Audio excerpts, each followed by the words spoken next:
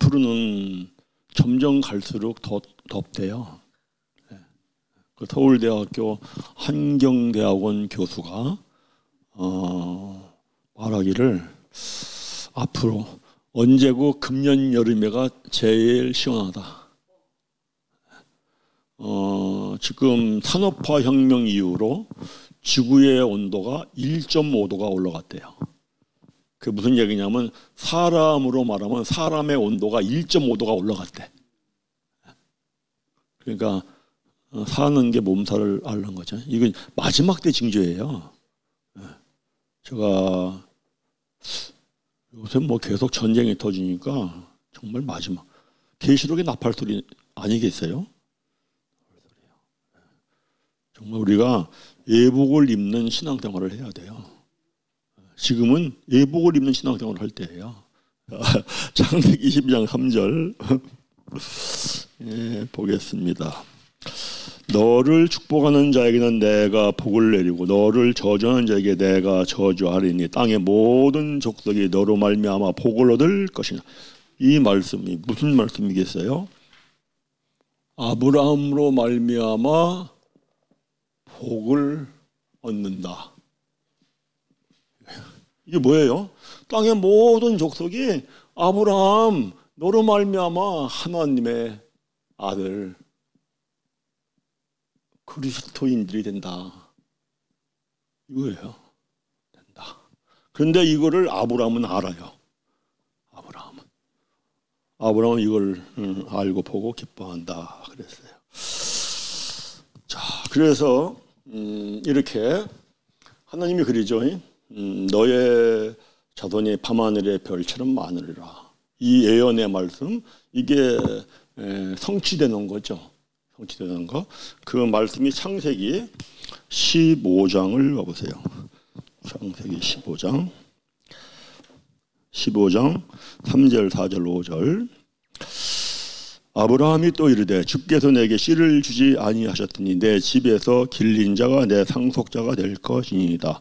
여호와의 말씀이 그에게 임하여 이르시되 그 사람이 내 상속자가 아니라 내 몸에서 날 자가 내 상속자가 되리라 하시고 그를 이끌고 밖으로 나가 이르시되 하늘을 우러러 뭇벌을 셀 수 있나 보라. 또 그에게 이르시되 내 자손이 이와 같으리라 했어요. 여기에서 이 말씀 3절에서 아브라함이 또 이르시되 주께서 내게 씨라는 것이 이제 히브리어로 제라인데 이 씨를 준다 하는데 5절에 보면은 끝자락에 그를 이끌고 밖으로 나가 이르시되 하늘을 우러러 뭇별을 셀 수 있나 보라. 또 그에게 이르시되 내 자손이 할 때 이 자손도 원어로 보면 제라예요. 씨예요. 이 씨. 그래서 이 씨로 말미암아 믿음의 자손들이 밤하늘의 뭇별처럼 셀 수 없을 정도로 많다.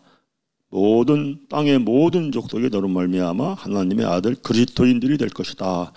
그런데 이 씨가 그리스도다라고 하는 말씀을 갈라디아서에서 해요. 갈라디아서 3장 16절 보세요. 16절 읽습니다. 이 약속들은 아브라함과 그 자손에게 말씀하신 것인데 여럿을 가리켜 그 자손들이라 하지 아니하고 오직 한 사람을 가리켜 네 자손이라 하셨더니 곧 그리스도다. 여기 자손이라는 단어가 헬라어로 스페르마라는 단어인데 씨예요. 씨. 그래서 이거를 이 창세기에서 말씀하는 이것이 이 씨가 바로 그리스도다라는 것을 갈라디아에서 말하고 아브라함은 이제 이걸 보는 거죠. 이 씨가 이삭을 얘기하는 거고 이로 말미암아 자손이 밤하늘의 뭇별처럼 이렇게 많다. 그런데 아브라함은 이 씨가 그리스도다. 그리스도. 여기 이제 이게 이삭은 그리스도를 예표하고 이거는 그리스도인들. 하나님의 아들들이 되는 것이다 라는 것을 아브라함은 이걸 보고 합니다. 자, 우리 어디 한번 보냐면 아모스서 3장 7절. 아모스 3장 7절. 주 여호와께서 자기의 비밀을 그 종 선지자들에게 보이지 아니하시고는 결코 행하심이 없느니라. 그러니까 이 선지자들이라고 하는 분들은 앞으로 장래의 일이 이렇게 되는 거구나 하는 걸 알고 얘기를 해요. 그런데 우리가 신약에 보면 이런 말씀이 나오잖아요. 요한복음 16장 13절. 그러나 진리의 성령이 오시면, 그러니까 선지자는 이런 분들이겠죠. 진리의 성령이 오시면 말씀이 안에 실제가 되는 거죠. 그가 너희를 모든 진리 가운데로 인도하시니 그가 스스로 말하지 않고 오직 들은 것을 말하며 장래일을 너희에게 알리라. 그래서 장래일을 알려주죠. 그리고 아브라함은 이 모든 것을 알고 이 모든 것이 될 이 장래의 일을 누구한테 가르쳐 주냐면은 이삭과 야곱에게 가르쳐 줘요.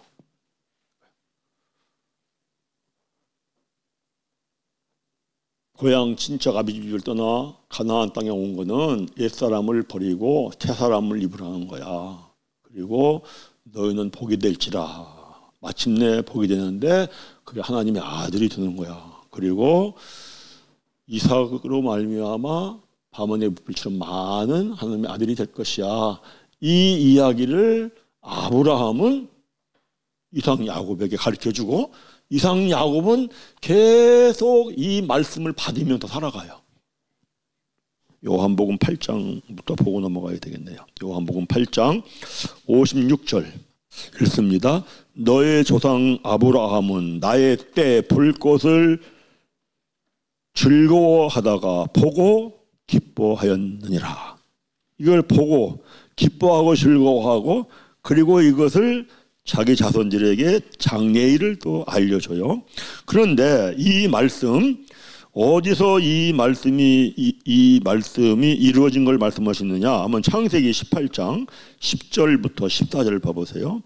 이 말씀을 받을 때 아브라함은 내가 이삭을 낳는다. 그러면 그 이삭을 낳는 것처럼 메시아가 온다 하는 걸 보고 기쁘고 즐거워하죠. 또 이삭을 통하여서 밤하늘의 별처럼 바닷가의 모래알처럼 많은 자손들이 번성이 된다 라고 하는 것을 또 아브라함은 보고 기뻐하고 즐거워하죠. 창세기 18장 10절부터 그가 이르시되 내년 이맘때 내가 반드시 내게로 돌아오리니 내 아내 사라에게 아들이 있으리라 하시니 사라가 그 뒤 장막문에서 들었더라. 아브라함과 사라는 나이가 많아 늙었고 사라에게는 여성의 생리가 끊어졌는지라. 사라가 속으로 웃고 이르되 내가 노쇠하였고 내 주인도 늙었으니 내게 무슨 즐거움이 있으리요.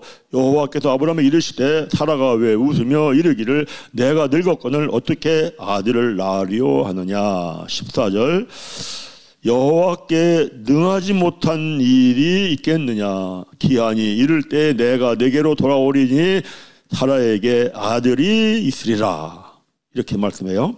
그리고 이것이 이제 아브라함이 만약에 자식을 낳는다면은 그게 이삭인데 이삭을 낳는 것처럼 메시아를 낳을 것이다. 근데 여기 14절에 이제 여호와께서 능하지 못한 일 할 때 이 일은 히브리어 원어로 다바르라는 말씀인데 말씀 여호와께서 능하지 못한 말씀이 있겠느냐. 말씀하시면 그대로 이루어진다. 아멘. 그래서 이 말씀하신 그대로 마리아도 이 말씀을 받고 예수를 낳아요. 어디를 가보느냐.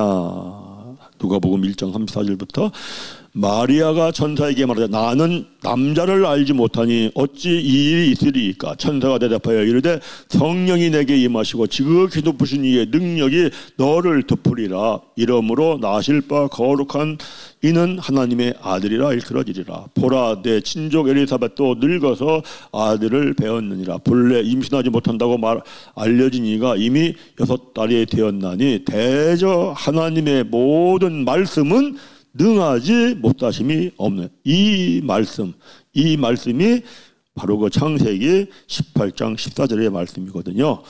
그러고 나서 이제 38절, 마리아가 이르되 주의 여종이니 말씀대로 내게 이루어지이다. 그러고 메시아를 낳죠.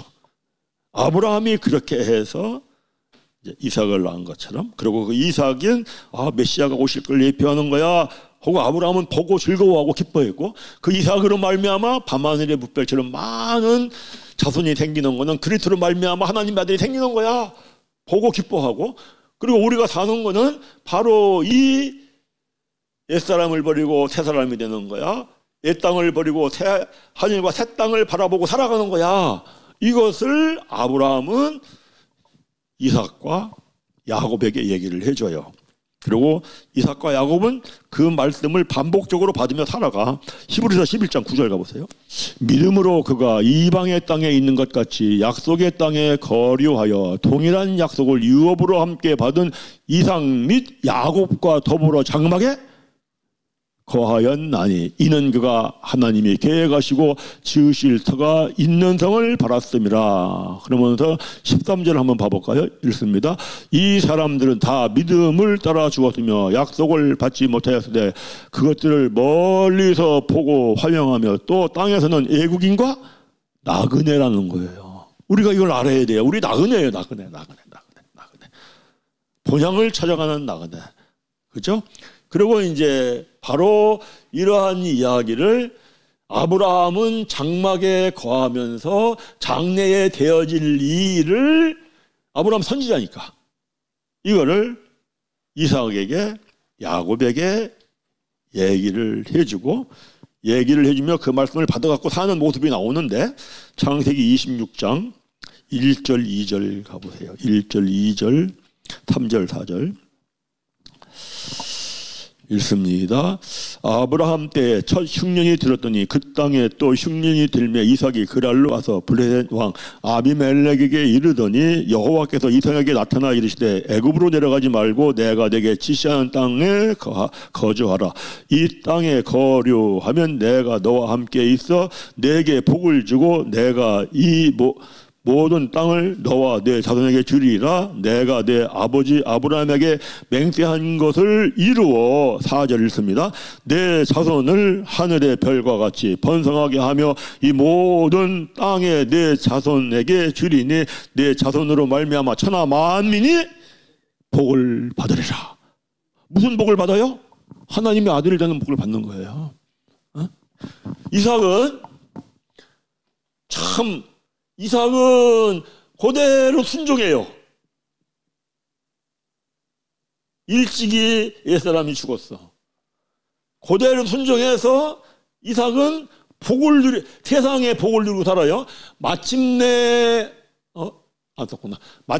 아들이 되면은 요한 3서 1장 2절에 내 영혼이 잘된 같이 범사가 잘 된다. 이걸 누리고 사는 건데 이삭은 이걸 누리고 살았어요. 그래서 이삭의 삶을 보면은 거기 창세기 26장 12절 보면 이런 말씀이 나와요. 26장 12절 이삭 읽습니다. 이삭이 그 땅에서 농사하여 그의 100배나 얻었고 여호와께서 복을 이르죠. 그러니까 흉년이 들어도 이삭은 이 영혼이 잘됨 같이 범사가 잘 되는 요 복을, 마침내 받은 복을 누리며 살아. 근데 야곱은 계속 하나님께서 말씀을 주셔도 자기 계획, 자기 뜻대로 해. 자기 계산대로. 응? 그래가지고 어머니 뱃속에 태어날 때부터 둘째가 장자다 하면 세월을 기다리고 말씀대로 돼. 아멘? 하고 기다렸으면 되겠는데 그거 못 기다리고 팥죽 한 그릇에 장자권을 사고 또 변장을 하고 아버지 눈을 속이고 그러면서 그 인생이 고생을 시작되는데, 고생이 시작될 때에도 요 아브라함이 야곱에게 한 말씀이 창세기 28장 13절에 그대로 나와요. 28장 13절 13, 14, 15절 읽습니다. 본즉 여호와께서 그 위에 서서 이르시되 나는 여호와니 너희 조부 아브라함의 하나님이요 이삭의 하나님이라. 네가 누워있는 땅을 내가 너와 네 자손에게 주리니 네 자손이 땅에 티끌같이 되어 네가 서쪽과 동쪽과 북쪽과 남쪽으로 퍼져갈지며 땅의 모든 족속이 너와 네 자손으로 말미암아 복을 받으리라. 말씀 그대로 나오죠. 내가 너와 함께 있어 내가 어디로 가든지 너를 지키며 너를 이끌어 이 땅으로 돌아오게 할지라. 내가 너를 허락한 것을 다 이루기까지 너를 떠나지 아니하리라. 이 말씀이 여기서 나와요. 그리고 외삼촌 집에 가서 20년 동안 살면서도 하나도 변화가 안 돼. 하나도 변화가 안 되는데 나중에 돌아오다가 환도뼈가 위골됐으면 옛사람이 죽어야 되는데 환도뼈가 위골돼도 옛사람이 안 죽어. 그래가지고 자기를 위해 살아. 그것이 창세기 33장의 17절에 나오죠. 우리가 봤습니다. 계속해서 야곱은 하나님의 말씀에 순종하는 게 아니라 자기 계산, 자기 생각대로 살아요. 그런데 창세기 37장을 가보세요. 이런 말씀이 나옵니다. 창세기 37장 1절 2절 야곱이 가나안 땅 곧 그의 아버지가 거류하던 땅에 거주하였더니 2절 야곱의 족보는 이러하니라. 요셉이 17세 소년으로서 그의 형들과 함께 양을 칠 때에 그의 아버지의 아내들 비라와 실바와 아들들과 더불어 함께 있었더니 그가 그들의 잘못을 아버지에게 말하더라. 이 무슨 얘기냐니까? 요셉의 얘기는 누구의 얘기냐? 야곱의 얘기라는 거예요. 그래서 거기 2장 2절 37장 2절 첫 부분에 야곱의 족보는 이러하니라 라는데 이게 전에는 이 족보라는 이 단어가 이렇게 번역하기 전에는 약전이라고 해요. 약전. 야곱의 약전은 이러하니라. 근데 이게 원어로 보면 뭐냐면은 톨레도트예요. 역사. 야곱의 역사는 이래. 그러니까 요셉이 13년 동안 노예 생활하고 감옥 생활을 한 그 고생의 세월은 사실은 누구의 고생이라는 거야? 야곱의 고생. 왜? 계속 야곱이 순종을 안 해요. 자기 옛사람을 안 죽게. 그렇게 할아버지가 얼마나 얘기했겠어. 장막에 살면서. 그래서 야곱이 바로를 만나가지고 뭐라고 고백을 해요? 내 인생 살아온 인생이 130년이 어떤 세월이었다? 험악했다. 그러고 몇 년? 147세 죽죠? 그래요. 이거 진짜 우리 깊이 생각해 봐야 돼요. 내 생각대로 내 계획대로 목회를 할 것인가? 하나님의 뜻을 따라 할 것인가? 내 생각, 내 계획대로 할 때까지는 고생이야. 그 사람이 하나님께서 선택한 종이라면, 하나님께서 뭐 선택하지 않았다면 뭐 상관이 없겠죠. 그래서 정말 말씀을 따라 이렇게 우리가 깊이 생각을 해봐야 한다. 자, 중요한 건 뭐냐면은 그러면 어떻게 해서 이 씨로 말미암아 이 밤하늘의 붓불처럼 이 그리스도인들 하나님의 아들들이 번성하느냐라는 걸 예언하는 게 이사야서에 나와요. 이사야 53장. 이게 쭉 메시아의 고난을 말씀하는 거잖아요. 5절부터 읽겠습니다. 그가 찔림은 우리의 허물을 때문이요 그가 상함은 우리의 죄악 때문이라. 그가 징계를 받음으로 우리는 평화를 누리고 그가 채찍에 맞음으로 우리는 나음을 받았도다. 우리는 다 양 같아서 그릇 행하여 각기 제 길로 갔거늘 여호와께서는 우리 모두의 죄악을 그에게 담당시키셨도다. 그가 곤욕을 당하여 괴로울 때에도 그의 입을 열지 아니하였으며 마치 도장으로 끌려가는 어린 양과 털 깎는 자 앞에 잠잠한 양같이 그의 입을 열지 아니하였도다. 그는 곤욕과 신문을 당하고 끌려갔으나 그 세대 중에 누가 생각하기를 그가 살아있는 자들의 땅에서 끊어짐은 마땅히 형벌받을 내 백성의 허물 때문이라 하였으리요. 그는 강포를 행하지 아니하였고 그의 입에 거짓이 없었으니 그의 무덤이 악인들과 함께 있었으며 그가 죽은 후에 부자와 함께 있었도다. 10절 읽습니다.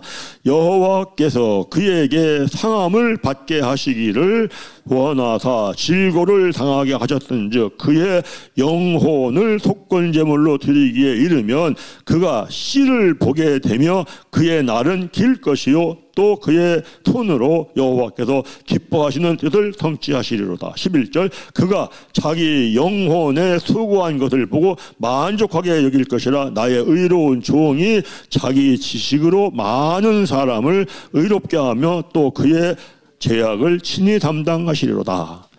여기 10절에 보면은 영혼 할 때의 이 영혼은요, 네핏이라는 단어예요. 네핏이. 그거는 이제 혼을 얘기하는데, 우리 그 한글 성경은 제가 한번 말씀을 한번 드렸죠. 영과 혼이라는 단어가 원어에는 없습니다. 이 칼빈이 영혼이라는 단어를 써가지고 우리는 칼빈의 영향을 받아가지고 영혼이라고 이렇게 하는데 원어에는 영은 영이고 혼은 혼이에요. 이건 아주 칼빈이 큰 그 미스를 한 거죠. 칼빈도 뭐 사람이니까 뭐.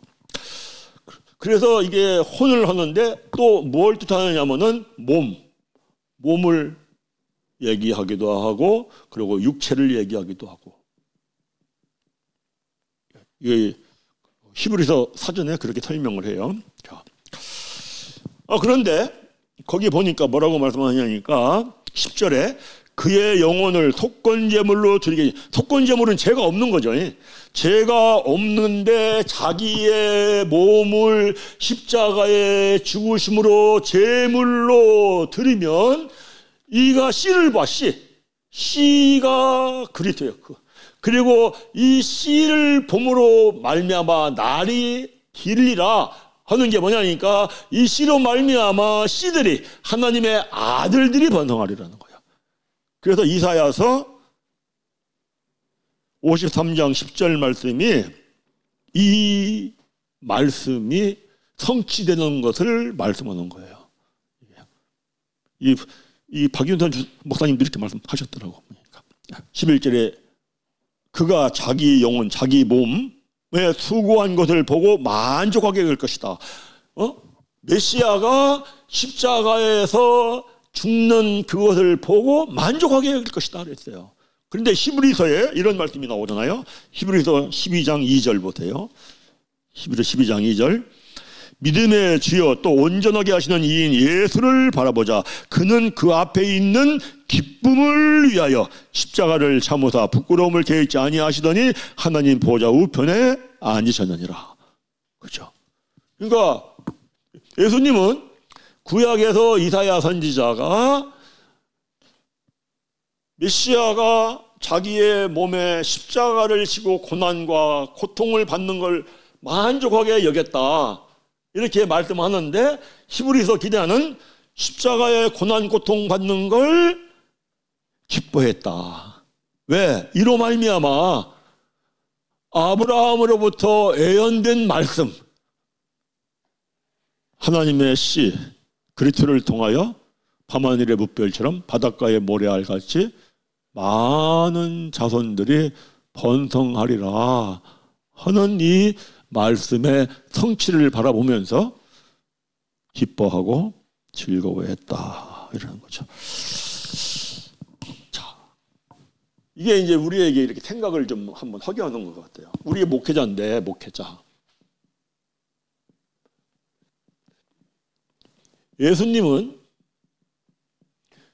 예수님이 이미 이사야 선지자도 예언한 것처럼 십자가를 지는 거에 대하여 이걸 만족했고,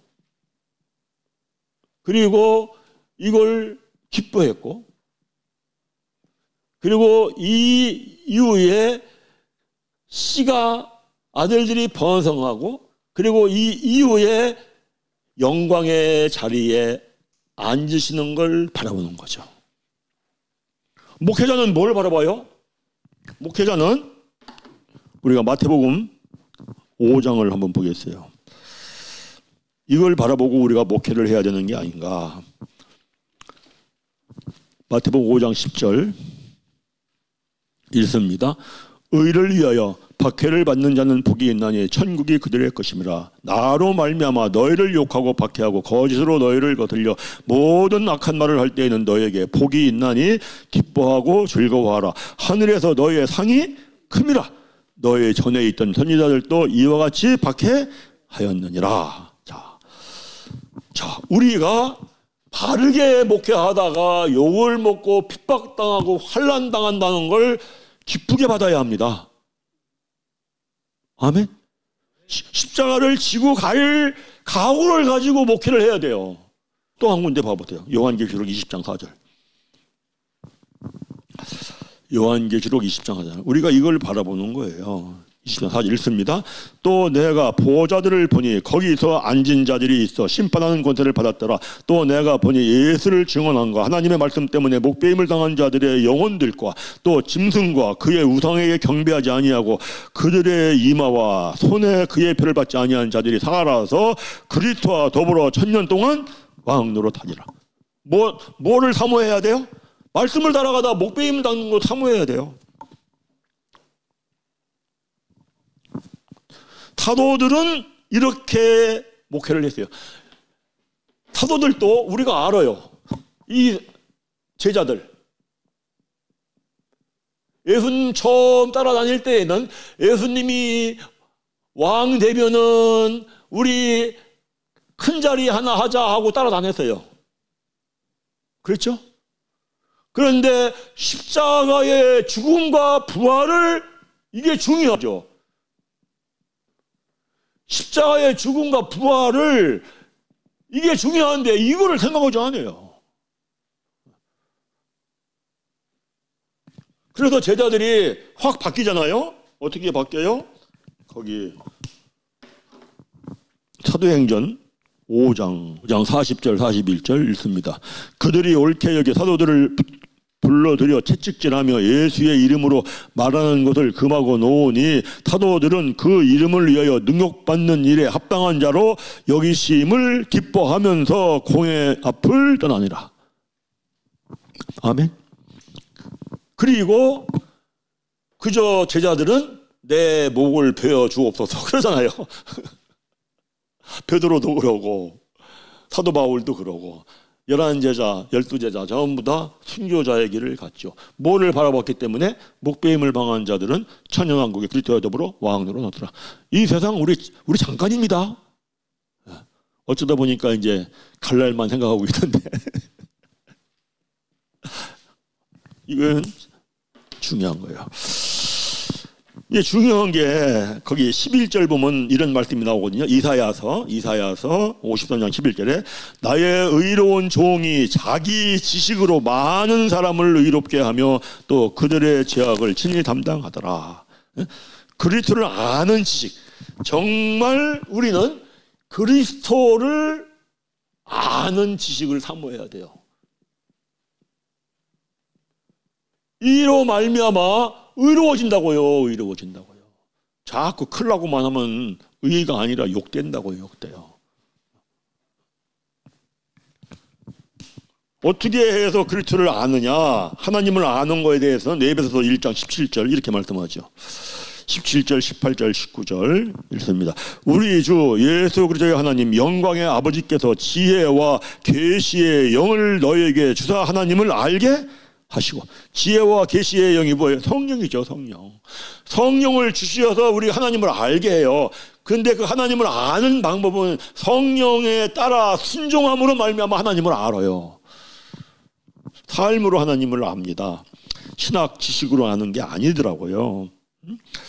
그래서 18절 너의 마음의 눈을 밝게 해서 그의 부르심의 소망이 무엇이며 성도 안에서 그의 기업의 영광의 풍성함이 무엇이며 그의 힘의 의력으로 역사하심을 따라 믿는 우리에게 베푸신 능력의 지극히 크심이 어떠한 것을 너희로 알게 하기를 원한다. 언제? 순종할 때. 성령에 힘입어 순종할 때에 성령이 내 안에 들어와 실제가 되며 성령의 소멸하는 불로 죄된 것들은 멸해버리고 새 영으로 살리어서 우리가 마음의 눈이 밝아지죠. 그리고 부르심의 소망에 대하여 확신을 갖는 거예요. 영광의 풍성함을 바라보는 거예요. 내가 목배임을 당하여 죽는다. 그리스도와 더불어 천상의 왕으로 한다는 영광의 풍성함을 바라보는 거예요. 그렇게 살아감으로 말미암아 그의 힘이 얼마나 위력이 있고 정말 능력이 지극히 큰지 이건 내가 십자가를 지고 죽어가는 삶을 살면은 부활의 능력으로 살아나는 걸 체험하면서 알 수 있는 거죠. 이거를 말하는 것이 사도 바울의 어디냐 빌립보서 3장이잖아요. 한번 가보면 8절부터 또한 모든 것을 해로 여김은 내 주 그리스도 예수를 아는 지식이 가장 고상하기 때문이라. 내가 그를 위하여 모든 것을 잃어버리고 배설물로 여김은 그리스도를 얻고 그 안에서 발견되려 함이 내가 가진 의는 율법에서 난 것이 아니 오직 그리스도를 믿음으로 말미암은 것이니 곧 믿음으로 하나님으로부터 난 의라. 내가 그리스도와 그 부활의 권능과 그 고난의 참여함을 알고자 하여 그의 죽으심을 본받아 어떻게 해서든지 죽은 자 가운데에서 부활하려 한다. 그죠? 모든 거 다 그리스도, 정말 그리스도를 알고 그리스도를 체험하기 시작하면은 세상 거 아무것도 아니야. 그래서 사도 바울이 뭐래? 내가 가지고 있는 거 모든 거 다 배설물처럼 버려. 오직 한 가지, 내 그리스도의 고난에 참여하여 고난을 알고 싶고, 그리고 고난에 참여함으로 말미암아 부활이 뭔지를 알고 싶어. 그러면서 뒤에 것은 잊어버리고 앞에 있는 걸 잡으려고 표대를 향하여 달려간다. 그렇게 말을 하죠. 이렇게 살아왔으니까 사도 바울이 당당하게 이런 말씀을 하지 않아요? 고린도후서 11장 22절 봐보세요. 22절부터 쭉 정말 고난에 참여하려고 내가 이렇게 했더니 이렇게 부활의 삶을 살았다 하는 걸 이렇게 살아야 주의 종의 길을 가는 거다라는 얘기를 사도 바울이 합니다. 고린도후서 11장 22절 그들이 히브리인이냐 나도 그러하며 그들이 이스라엘이냐 나도 그러하며 그들이 아브라함의 후손이냐 나도 그러하며 그들이 그리스도의 일꾼이냐 정신없는 말을 하거니와 나는 더욱 그러하도다. 내가 수고를 넘치도록 하고 옥에 갇히기도 더 많이 하고 매도 수없이 맞고 여러 번 죽을 뻔하였더니 유대인들에게 40에서 하나 감한 매를 5번 맞았으며 3번 태장으로 맞고 1번 돌에 맞고 3번 파선하고 일주야를 깊은 바다에서 지냈으며 여러 번 여행하면서 강의 위험과 강도의 위험과 동족의 위험과 이방인의 위험과 시내의 위험과 광야의 위험과 바다의 위험과 거짓 형제 중에 위험을 당하고 또 수고하고 애쓰고 여러 번 자지 못하고 줄이며 목마르고 여러 번 굶고 춥고 헐벗었느라 이 외의 일은 고사하고 아직도 날마다 내 속에 눌리는 일이 있으니 곧 모든 교회를 위하여 염려하는 것이라. 할렐루야. 그러면 이렇게 복음을 전하면 한번 이사야서 53장 1절 가보겠어요. 함께 읽습니다. 시작. 우리가 전한 것을 누가 믿었느냐? 믿습니까? 믿음이라는 건 깨달은 말씀에 맡기고 살아가는 거더라고요. 우리가 전한 걸 누가 믿었어? 만약에 이 말씀을 깨달아서 전한 사람도 변하고 들은 사람도 변하면 한국교회가 새로워지겠죠. 선배 목사님 그렇죠? 기도하겠습니다.